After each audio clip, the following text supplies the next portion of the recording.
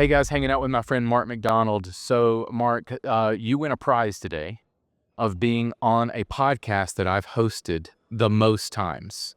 So, you're the most frequent guest ever. So Saturday Night Live has a special jacket. Yeah, so you do the 5-timer club. exactly. Yeah. Do I get a special? Well, the 17th Timers Club, I don't know if I can afford that jacket, to be honest. Well, I at this stage, I think I need to buy you a jacket. Oh, for having you this many times. So, yeah, okay, I'll let you go with me. I'll accept that. Man, always a pleasure talking to you. Thanks for hanging out. We see each other all the time at conferences like this one. I know, and every person that I ever say, so do you know Carl Barnhill? They go, well, yes. So what you're doing in this industry, and really you've kind of risen above a lot of other people. I'll stop there. Okay. But seriously, you're doing a really good job. And I know that we have a professional relationship where we got to work with you. Yeah. And seriously, when I got to see his heart and he got to share a whole lot more, I know that you want to make much of Jesus. And anyone who wants to make much of Jesus, I'm all over it. Yeah, let's get into that for just a second. I want to kind of dive into your workshop topic. So we've done we had you for over a year helping us with our rebrand, and we've talked about that some in other arenas. But it was that, and I appreciated your heart, and I'm glad that you mentioned that, because if we're not about making Jesus known, there can be people in our space, or it can be easy to veer off and not be like, no, what we're really doing here is kingdom work. Even though we say that sometimes, we can die at the altar of ministry kind of thing. Do you find that a lot? And it's so here we are at the Modern Church Leaders Conference, first one ever. Yeah, and it's been fun watching, because I think the church really wrestles with technology, and as a modern church leader, how do we use technology? And I think we've all, been to that point where the church says, it's not the way we've ever done it before, and that's half the problem. And I think the modern church leader, like last night at one of the sessions, they were talking about technology and the role of technology, and I love what was said, and I don't remember who said it. Somebody on the panel said that the church should never be subordinate to technology. Yes. That technology needs to drive. Like we need to take control of technology and drive ministry from it. Right. And in the same sense, you're in the church visuals world, and we want to make sure that the visuals don't tell you who your church is. Yes. The church tells you what your church visuals should look like. Right. Your visuals matter because the gospel matters. Or really, it could be reverse. Like the gospel matters, then your visuals matter, right? Amen. And we have to keep our eyes focused on Christ. Right. Which is what drives our ministry. And then what drives our ministry is that we need to allow technology, church visuals, branding, like all of those individual components to help our ministry so that we can tell more about Jesus. And I think that's definitely true when we're getting into AI and stuff like that. People are so kind of nervous about that space. And I think that brings up a good point, is don't let AI drive you. Like we can train a helper to help us communicate the gospel in a compelling way. It's not the other way around. This isn't Skynet controlling us. This is us controlling Skynet in a way, right? Absolutely. So it's like having, a team meeting, and many people who are watching, of course, it's like, yes, I have a team meeting every time I walk into a room because it's a team of one. AI can just be another team member who gets to sit in your room, and they're incredibly creative.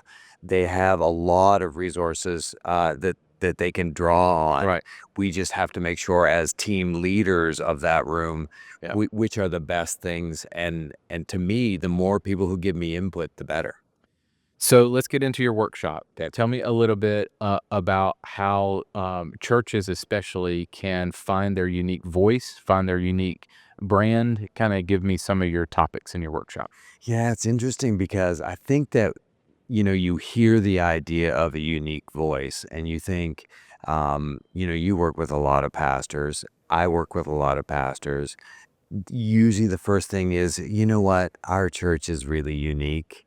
And you get in just a little bit further and you realize it's really not all that unique. And sometimes we fall into this idea of we are a church, so therefore we have to look like a church, act like a church, quack like a church, like all of Yeah. that. And outside of our organizations, people just look and they just say, "You're just a church." And everyone says, "No, no, no, but we're unique." If they don't know that you're unique, then really sameness becomes boring. So if somebody wants to choose a church and they just see, oh, there's a church, and there's a church, and there's a church, all of a sudden, all of that sameness becomes boring, and it doesn't help them make a choice at all. So, every church, every organization needs to have a unique voice that somebody wants to know what differentiates you. What is that thing that makes you special compared to all the other things that are around you? So give me an example of that from a church that maybe you've worked with. What has made them unique to their community or the people that they're trying to reach? This is always the point where I think I'm going to have to keep a cue card because we work with so many churches, and oftentimes the thread, like we always talk about that one thing that differentiates, it's a brand positioning. It says a little bit different. We've done a lot of them, and right now I can't think of one. Oh, okay. So no, there's one. So this church that we're Almost stumps you. I know. So there's a church that realized how many people were actually moving into their area, and effective communication rises and falls on how well you know your audience. So we define some of the audiences through demographics of this area. And the pastor, I can still remember him saying, "Okay, so we just moved into this area. It's a tough area to move into, and to get to know the area." And he said, "And look how many people are moving into our community. If we just target those people, we would be the largest church in our entire city." Mm. And I remember the lights kind of came on, and as we started talking to focus groups and doing listening groups within the church, we heard the same thing. Well, we're kind of new here. We've just moved into the area. It was a tough place to figure out life, but this church helped us. So the idea, the thread of start here, it was something that the church said, we're going to be able to build a full wrapper around us so that anybody who is new to the area Hmm. would say, start here. How do you help us start here? And certainly they can help with, they actually have a first impressions of their entire city. And it's, do you want to meet other people? Do you want to have other people who are like-minded to you? And the interesting thing is that we always say, so once you figure out what your unique voice is, that thread, how does it quickly connect to the scarlet thread of the gospel of Jesus Christ? Hmm. And I mean, start here quickly can, motivate somebody if they're a new believer or if they want to try to start over. This is a good place to start. Hmm. So let's move that into your visuals. So how does your unique voice, and when we say voice, we kind of mean your brand, right? Yes. So kind of get me into that. How does that work within your visuals? How do your visuals need to be unique? Well, at be known for something, we want to make sure that we start with reliable research, and at that level, as soon as we have all the research on the table in front of us, we figure out who your main persona is, your primary persona, and then possibly a secondary persona. What are their needs, concerns, and goals? How can we come up with something that's 3 to 5 words, that's a thread that you actually would find beneficial? The thread is really important because the thread really is your brand, but then you have to make sure part of your unique voice is not just the words, but it's who you are, how you're recognized. And if you're recognized as sameness, it's just boring. And Mm. instead, you want to try to have a unique look, what we call the visual wrapper. And you want to, a lot of people say, oh, well, that's your logo, right? But it's really more than your logo. Um, it's controlling as many visual items as possible. In fact, it's controlling not just visuals, but when it comes to video and other assets, you need to control the sound, the look, the colors, the font, the feel, the music bed, like all of those things. The more you can control and have it consistently controlled and like confidently used, people will start recognizing you and you'll have more kingdom impact. So let's land with this. You're uniquely skilled to talk about this. So if you look on our logo, so let's talk about our thread at Church Visuals. And we worked with you on this thread of your visuals matter.